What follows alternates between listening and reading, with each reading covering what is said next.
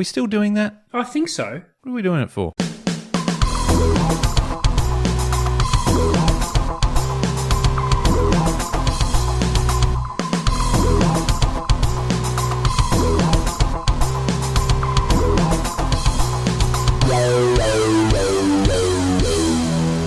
Hello everyone, welcome to another episode of The Deep Drop. This is a fishing podcast hosted by me, Luke McCredden, and my good friend Adam Ring. And Adam, it's a funny one because it's a fishing podcast, so we just talk about fishing, yeah? No, not really. It's not as straightforward as that, is it? No. We have a knack on this show of taking what seems like a relatively simple question and then making it really, really complicated. And the point is that we try and get to the bottom of something that doesn't really have a bottom. So we're kind of digging a deeper and deeper hole trying to find an answer. But we hope along the way we give you enough ideas, enough inspiration to get involved in the conversation and have your input too, because that's the most important part. We're trying to find answers, not give them, Luke. Yes. We have a ball doing it. Yeah. And I'm looking forward to another big episode. That's it. That's exactly it. Well, it's great to be back here. And look, it's fair to say, look, it's been a big year for everyone out there. So thank you everyone for tuning in. We appreciate it. This has been a huge year. We've had a shitload of fun doing the Deep Drop, and we're revved up and ramped up to do it all again in 2024. But it's looking forward to a break. It's getting to that time of year where I'm just tired. Yeah, it's been a good year. It's been a long year. Yeah, it has. No, it's been. And I'm kind of I'm limping towards the finish line, Luke. I'm not going to beat around the bush. Nah, look, and just a teaser. We've got the special episode to round out the year later on next week. So hang around for that because it'll be a bit of fun. But that's all I'll say at the moment. We'll get into it. But yeah, when I go through the year, I don't know if you do this, Ads. I sometimes think back about some of the fishing things that's happened, or like that you might have done, or you sort of think, oh yeah, that was cool, tick that off this year, or had a good time doing that, and you always think, wait, was that this year, or was that? I get really confused with seasons and what's happened, and I haven't been snapper fishing this year. Is that weird? I don't know. I've got a theory on snapper, Luke. I'm not sure whether it's just me. I don't know whether it's just the result of a chaotic year. But I've had absolutely no interest in snapper season this season. Yeah. Now, that sounds terrible from someone that works in the industry, who loves fishing, who has spent many of years celebrating snapper season in all forms, whether it's fishing, whether it's working. Couldn't give a fuck this year, Luke. which is a bit of a shame because the snapper fishing's been okay. It's been okay. Yeah, there's been nothing wrong with it. And there's no rhyme or reason to why I haven't gone either. I think it's just probably a bit of a victim of just not finding the time. And that's a cop-out. I could find the time, but I haven't. But no, fair. Thanks for being honest. And this is the weird thing, right? I've met plenty of people over the years that just simply aren't interested in snapper. Listen, they'll go because, it's as a Victorian, it's kind of what you do. You go snapper fishing between AFL Grand Final finishing and essentially you can snapper fish all the way up to April, May if you want to. But you kind of do it because you kind of have to. Luke, I'm saying you don't have to. No, you don't. There is some incredible fishing around that you can be doing that's not snapper fishing. Well, you raised a good point there. And while we're sort of, being vulnerable here on the podcast, I want to open up. You said, some people do it, they don't love it. I like snapper, but I don't love them. Yeah. Is that okay? I think it's okay. As someone from Victoria, you kind of feel like you should love them because it's kind of our, it's on the back of our coin, but having said that, this is my take on it, and this is why I don't think I'm fully in love with them, is just fishing from on a muddy bottom. Like if we had, the reef fishing and offshore fishery that, say, New South Wales, South Coast right up to the mid-North Coast, maybe that would excite me a bit more. But even you saying you can't be fucked. If I said to you, mate, there's a bite out from Torquay off a reef. We're getting them on jigs. We're going out tomorrow. You're in, aren't you? Oh, 100%. Yeah. I would already be packing my bag. And that's what I was asking. Do you think maybe, Luke, because you and I these days both fish out of kayaks, do you think that has anything to do with it? Oh, maybe. Because you can catch them. You can catch them in shallow. I think the biggest thing for snapper with me and why I'm just not there yet, my favourite form of fishing, doesn't matter what it's for, doesn't matter where it is, but I like it to be quiet. I like it to be peaceful. Yeah. I don't like it to feel like it's too hard. Yeah. I don't like it to feel like access is too hard. I'll fish hard. I'll focus. I'll try and work stuff out. But the thought of a Victorian boat ramp in the middle of snapper season really doesn't do it for me. The thought of, especially in a kayak, being essentially a floating speed bump doesn't really do it for me. Yeah. The fact that you can pull up and there's 60 million boats cruising around trying to find... No. It just doesn't excite me. Especially it really doesn't. Especially if you can't order on-water coffee. Just saying. But and you're right, I am more of a kayak angler these days. I've been boatless now for a couple of years, but I still, and look, I'm a bit of a, I don't know what the right word is, but I jump from boat to boat. And a shout out, John Didge, Lee Rayner, there's many others out there that I jump on their boats and fish.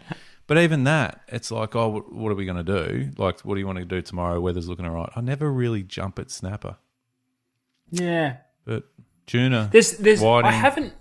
flathead, there's still something there for snapper that I haven't... There's an itch that I haven't scratched yet with them. And it'll happen. What is that? I'm just not... I've got to work out this jig thing, Luke. Yeah. I've got to. I love the sexiness of it. I love the gear. I love the jigs. I love everything about it. Yeah. I just haven't locked in to try and do it. Do you know what I do love? And I haven't had a proper, real good session on it. And when I say that, I mean a good season on soft baiting snapper. Yeah. And we used to do that a lot. You and I used to do it a lot. Yeah. A lot. And I love that. That's good. But again, it's hard. If you've only got a short window, you might only have a morning to fish, and that might be, like I said, I haven't even fished for snapper at all this year. But when you're putting in a few different days over the course of a couple of weeks and you're just completely locked in on them with soft baits, yeah, that's fucking cool. Yeah, I've got to get back to that too. You're right there. Or live baits. You're right there. There's some tactical stuff for snapper that I want to muck around with. I shouldn't even say muck around with it. I think we've covered it before, Luke, but I am so unbelievably bad at maximising my chances to catch. Because I love how honest you are, Adam. Well, it's just the facts. And it doesn't matter what species it is. If I decide I'm going to do it that way, there's no way that I'm going to change that up. And what I mean by that is, let's use snapper, for example.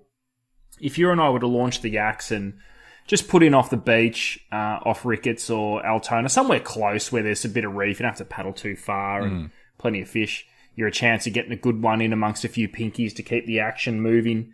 If I say to myself, right, I'm going to use soft plastics. I'm not taking anything else.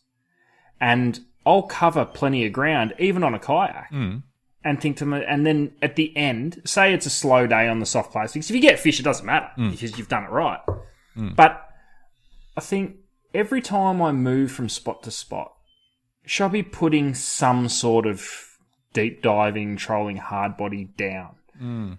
If it's tough fishing, should I put the plastics away and float a bait down there? Should I have a bait dragging behind the kayak that's really lightly weighted, so it's sitting mid water? It's basically covering from mid to the bottom over an extended drift while I'm casting plastics. I really want to become a fisherman that just but do you know what? Does what it takes to find a fish rather than just lock it in. But I I've got a couple of views on this. One is that's all great in theory, and we've all theorized on it and went, that makes sense. I'm gonna do that. Different ballpark when you're out there. It's a different.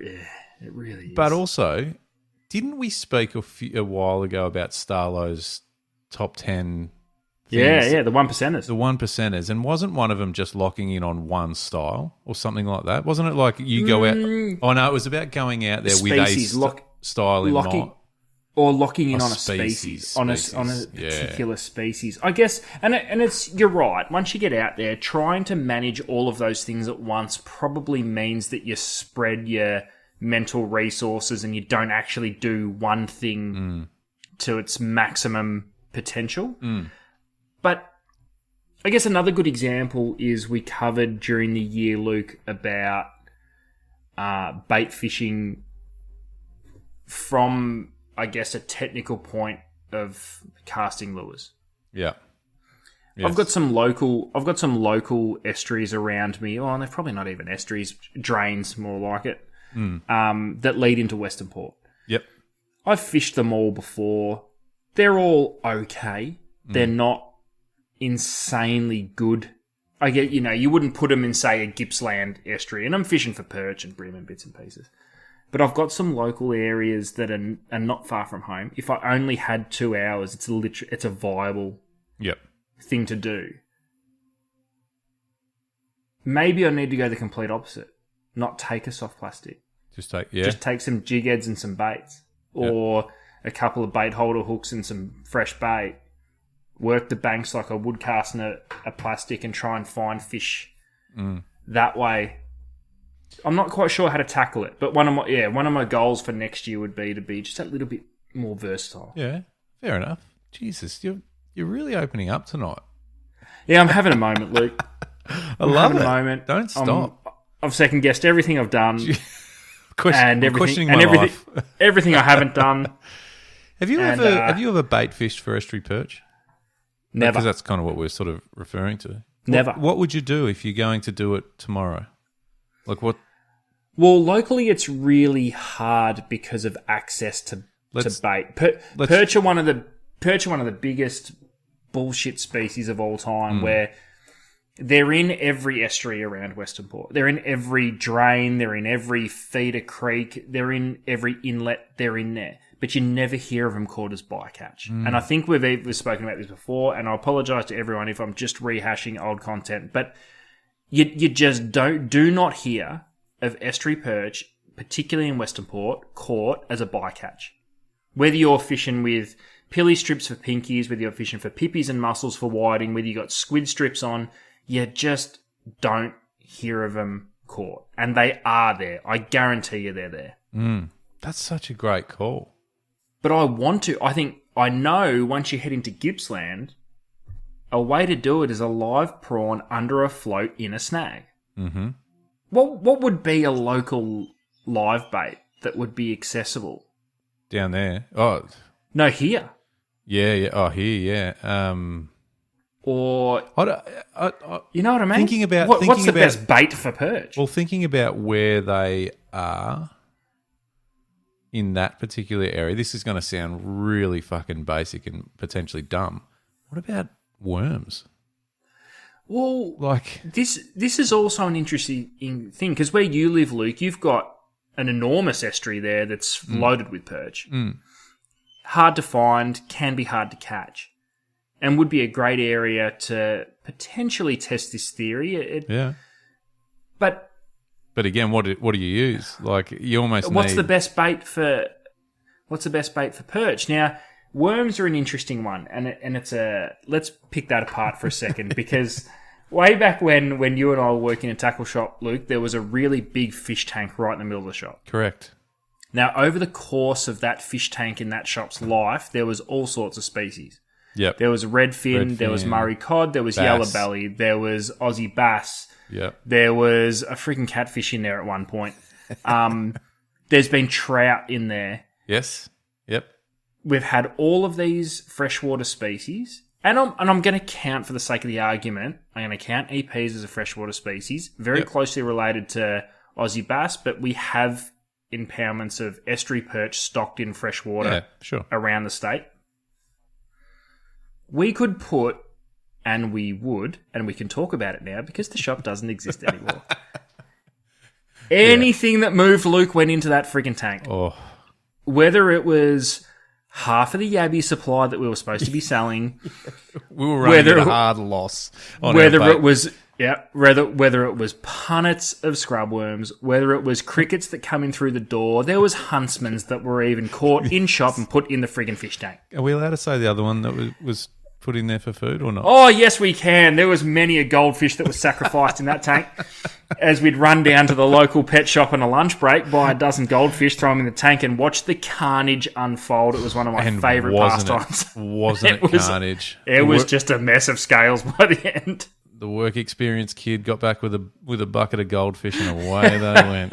Scales everywhere. Jesus Christ. So, look, I think it's fair to say that we tested a lot of live bait. Yes, exactly. In our time. And I can 100% guarantee you, regardless of what the conditions were, because that's the other thing.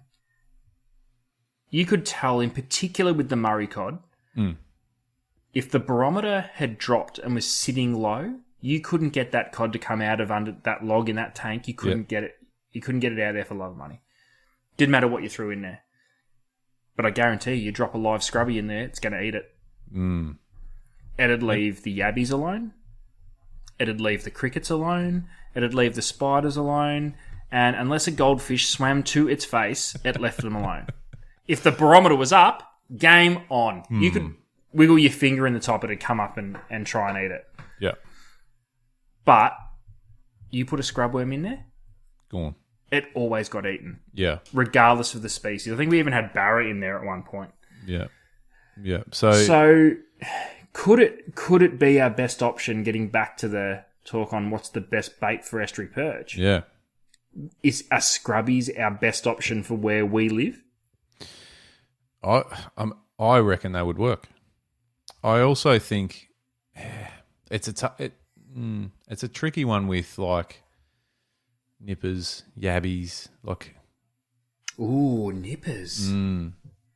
because I would I didn't think of that. I would have to think that a nipper floated, under the mangrove, under a snag. That's got to get him, doesn't it? Got to get eaten. That might Or that might shoot past scrubbies. because how you could. There's sort of an argument, or not an argument, but sort of I suppose the concept of lure fishing, artificial baits, so soft baits, hard baits, whatever, is the next step as far as challenging goes from using real baits, whether it be fresh, dead, live, whatever. Because the bait fishing was the easier way to get a bite, and then using the artificial stuff was kind of the more challenging way. But are we almost saying that maybe not for this particular species? Like a soft bait Ooh, great question. or a vibe or something is kind of Easier to catch perch I don't on lures than it is on bait.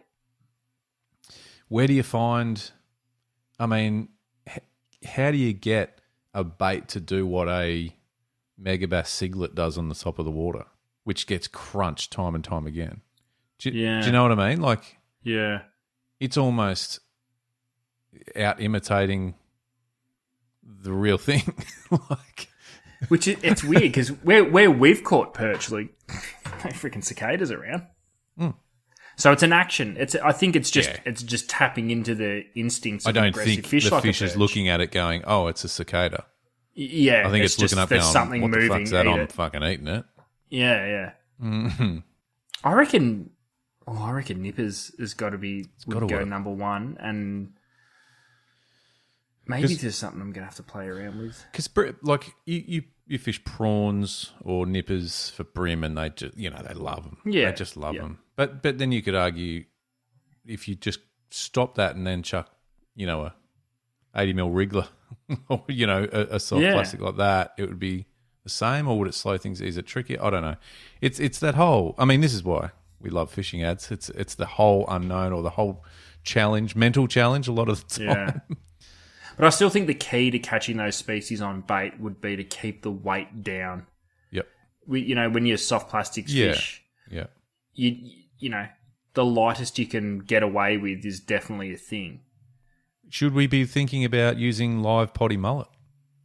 Like, before you scoff, what's the biggest craze at the moment is little jointed swim baits. And I'm definitely not scoffing, because even with, say, a 3-inch bass minnow, they used to be a go-to perch plastic. Yeah. Yep. It's just imitating a bait fish. Or the wrigglers and the curl-tail grubs, you could be imitating anything from a bait fish to a prawn to anything. Yeah. But a bass, like a bass minnow, it's some sort of dying bait fish. Mm. Those perch would be eating mullet. For sure, wouldn't they? If they're coming out of the mangroves on an outgoing tide, just woofing them. They're eating them. Yeah. Yeah. So I wonder if you set up your little potty trap, mullet trap, got a few of them, pinned them lightly, light leader, send them off into the snags. Into the snag? No, let's say that. You got to say it now. You can't do that to me. I was straight onto it. For those that don't know what's happening, I'm looking at Luke, and I saw him react before he bailed on that. You got to say it now. It's going to be good. You pulled me up. Or highly illegal. You have pulled me up so fast. I usually can get away with, because we're pretty honest here on the deep drop. And that's genuine. We will. I reckon we're about 60 episodes in. I reckon there's been probably no more than 4 or 5 times we've finished an episode and we've gone, you need to go back and cut that out. Yeah. Seriously, there'd be a few times, tops. Yeah. What I was going to say is illegal. That's why I wasn't. But we're all aware of you can't use goldfish as bait. It'd go off though. But I was just thinking of the tank at work, which was probably also highly illegal. Maybe, I don't know. But all the places, and I'm trying to find a loophole here, Luke. Again, being honest, it's just trying to bail me out, or you're just trying to find a loophole for yourself. No, loophole, because I like the suggestion. No, you can't encourage. No, but everywhere I'm talking about saltwater. Yeah. That goldfish is fucking dead anyway. I don't know. I'm not. We're not. I wouldn't risk it, but we're also not condoning. Could be a grey area there. It could be grey area. Salt, brackish, fresh. No, definitely not the fresh. Bit of salt. I don't know. How long do they survive? How long do they last in the salt? Shit. Enough to make a fuss and catch a perch, I'd say. So then. Okay, we discovered, and we're putting into practice now. I've spoken to. Actually, I floated the idea out to a good friend, Andy Smith at Ebb Tide Tackle. Yep. The platypus swim bait from the other last week or a couple of weeks ago, whenever it was. If anyone's going to know of someone that's made a platypus swim bait, it's going to be Andy Smith. He now might need to source a goldfish jerkbait. I mean, surely that exists. We can't be 2 episodes in a row discovering. Goldfish tackle. for sure. Goldfish would. Yeah, but when was the last time you saw one? Yeah, but you could just grab if you grab an orange, an orange curl-tail grub as plastic, you'd pass that off as a goldfish. I want something more detailed, like a hard body with a real. You know how you can get Scales. the full real, sort of almost photo finish, a custom jobby. Yep. I'm just saying. Which ones? One of those, orange. Just a gold, orange and gold, or those the ones with the big eyes, with the big boogie eyes. Yeah. Well, you could have multiple. You'd have a series. That'd be cool. Yeah, that'd be awesome. The Boggle Eyes series of jerkbaits. Bright. Yeah, your stock standard bright orange. You'd mix it up with there's the white and red sort of stripe ones. Yeah. Maybe lob in an speckly albino ones. Yeah, chuck in albino. Yeah, chuck in a speckly sort of one. Yeah, everyone likes that speckly sort of brown and.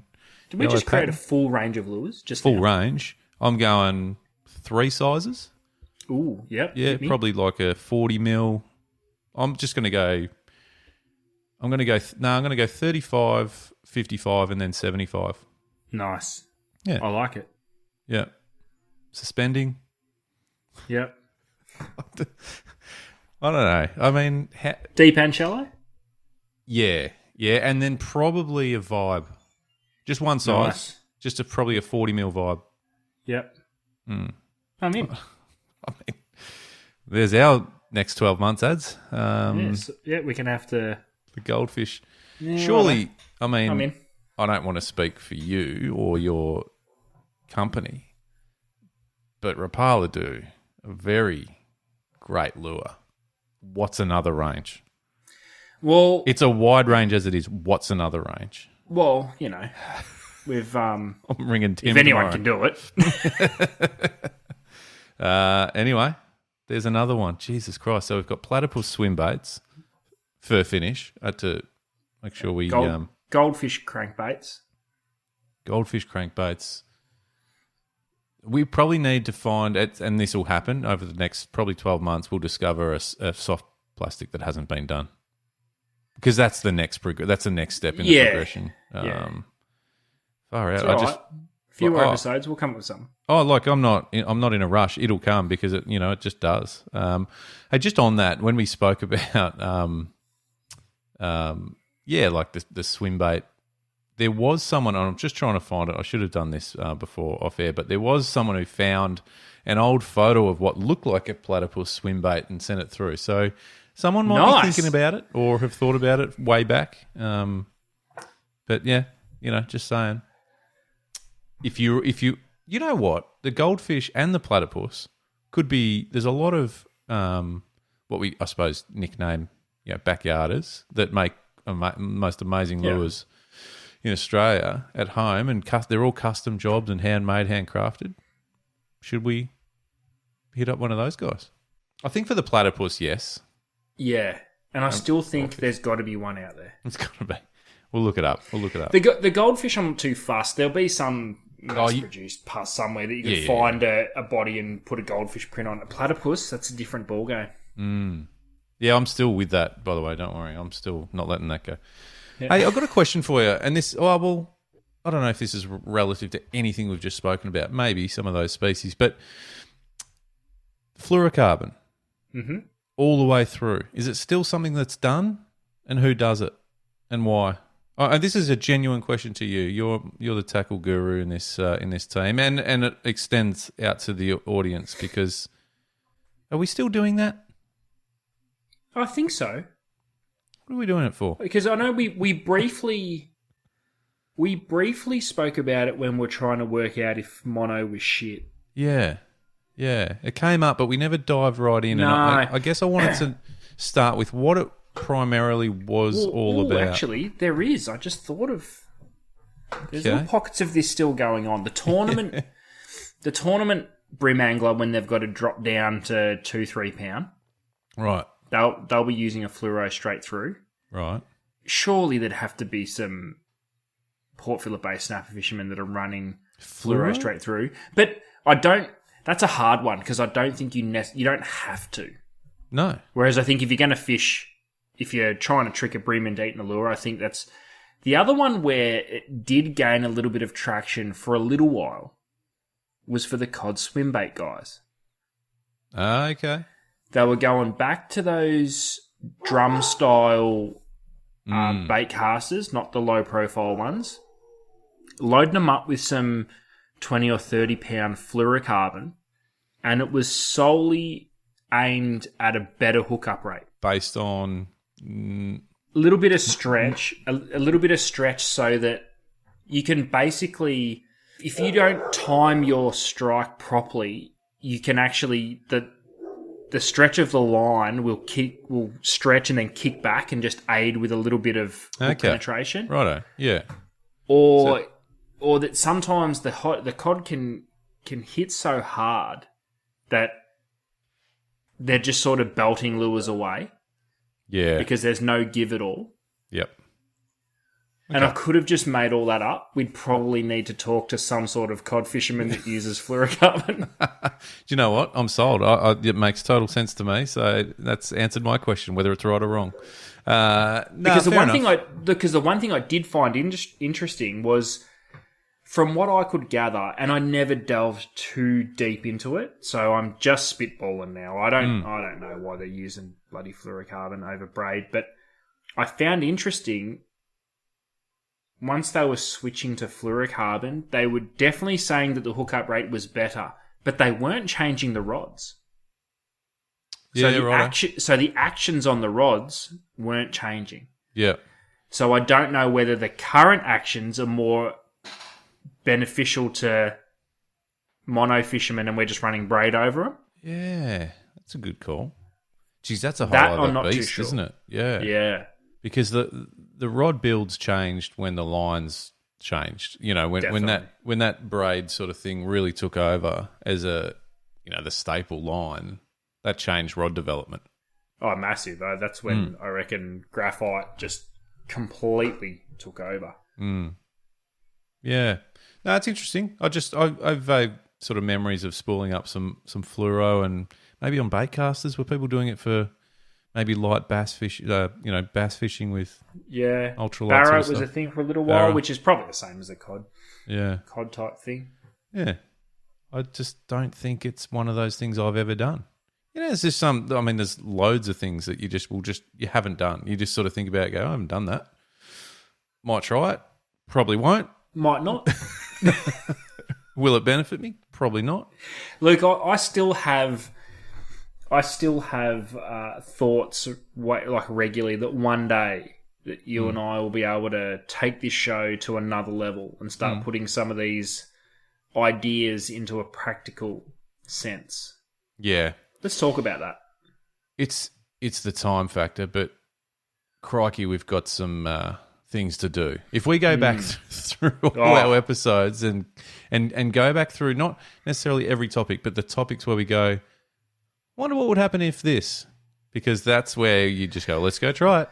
Let's try it. I mean, we've got lots of things to do. We've got Carpathon to organise. Carpathon, we just got to employ a whole team. That's not, we need people around us. We should be. We're not. But we should be. But we should be balls deep in getting fishing into the next Olympics. It's not that far away. I mean, I thought the pitch is solid. Yeah, and I thought the email sent would do it, but obviously not. The IOC trace all their emails apparently and don't respond. Yeah. So we need to find the grey area there too. We need a workaround for that. No, we need an in. So we need an in. We need someone to infiltrate for us who's already sort of got a foot in the Olympic committee door. Who would be the easiest Olympic athlete to get a hold of? But also then have traction. Andrew Gaze. Everyone loves Gazy. Yeah, but Gazy might not give a fuck about fishing. No, he probably doesn't. You're probably right. We need to find an Olympic athlete that also doesn't mind a bit of fishing. Do we lean on some international profile? Ooh. The likes of an NBA star like Paul George, who loves his fishing. Yeah. Get him on board. Could be the way in. PG-13 leads the way, and all of a sudden, bang, fishing's in the Olympics. Or they just say, shut up, mate. Stick to your basketball. Just play basketball. Yeah. Fair enough too. We might have to wait till he's retired. No, not fair enough. I won't have it. No, I won't have it. No, I won't have it that it's not in the Olympics. But I think we need any... Okay, so we still got some work to do on fishing in the Olympics. That's okay. Carpathon, fishing in the Olympics. We've got an app to create for records. IGFA records. Yeah. We've got in-tournament... Listen, IGFA might not even be... The IGFA might not even be the thing. We might have to just start fresh and create a new peak fishing body. Whatever. If that's what it takes. It's something we're going to have to discuss and put on paper. The inter-club fishing tournament, that could be a worldwide phenomenon. That could be ridiculous. I think we'll do season 1 in Australia, but it'll be very quickly international. We could have international teams coming over. Oh, it will. There'll be a full domestic tournament in each country, but then once a year or quarterly. World championships. Damn. I mean, seriously, what are we doing? How is it not a thing? I'm being actually. I know there's fly. I know you don't want to talk about it all that much. And I know. Do you know This is something I'm looking forward to next year, and this is a bit of a teaser. I spoke to Leuben Pfeiffer the other day, Ads, who we love. Yep. Incredible angler, does some great stuff on social and on his YouTube channel, and we've seen him on TV over the years as well. He's one of the ones that we're going to hit up about, because he's both. He's he's literally a world class fly angler. Like, he's won gold medals in world fucking tournaments and stuff. I should stop shitting on fly fishing if we're going to. No, hey, you do you, mate. These. You do you. Yeah. But he's also very good with a bait cast or a spin rod. So it'd be good to ask him, how he feels. Like, does he feel like it'd be great to ask him why? Has he got two different sets of friends? They all don't friends and no friends. Like that, depending on what fishing rod he takes for the day. Exactly, amazing. So looking back, and to round out the show, looking back to 22, I know we've still got a couple episodes to go, but you're spot on. We've got some shit to do next year. I know. We need to. I don't know what we need to do. We need to prioritise. We need to plan. Okay. What if you're listening to this still at this point late in the episode? Thanks for sticking around. Thank you. What should we prioritise? In fact, maybe that's what we'll ask on socials and on Spotify. We'll ask that. What do Multiple we need? Choice. Yeah. What's the top? What's number one? What do we need to go after first up? 2024. Yeah. Is it the Olympics? Is it Carpathon? We'll put a few options there, and maybe you've heard something that we haven't listed and just add it in. Yeah. New projects.